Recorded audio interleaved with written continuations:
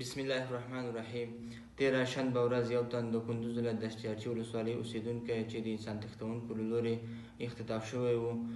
وروسته د هغې د یاد اختطاف شوي کس ورور د کندوز ولایت امنیه قمندانۍ ته مراجعه وکړله. وروسته د هغې نه د کندوز ولایت امنیه قمندانۍ، د یاد ولایت استخباراتو ریاست او همدارنګه د تخار ولایت امنیه قمندانۍ په ګډه همغږۍ باندې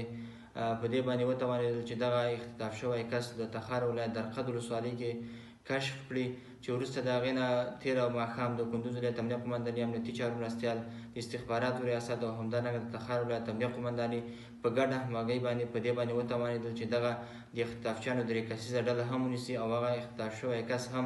د اختطافچیانو له منګولو وژغوري. البته د دغه اختطاف شوي کس په بدل کې د ورور څخه 50,000 امریکایي ډالر غوښتي وو، چې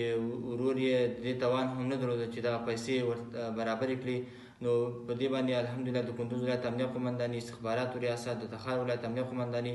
وتوانېدل چې دغه اختطاف شوی کس هم آزاد کړي او همدارنګه هغه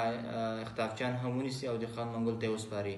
موږ د کندوز ولایت امنیه قمندانۍ د کندوز ولایت ټولو شریف او مجاهد پرور ولسونو ته دا ډاډ او اطمینان ورکوو چې هیڅ چا ته به هم اجازه ونه کړو تر څو د هېوادوالو عامه نظم اخلال کړي او ورته اختطافونه، غلاوې ترسره کړي.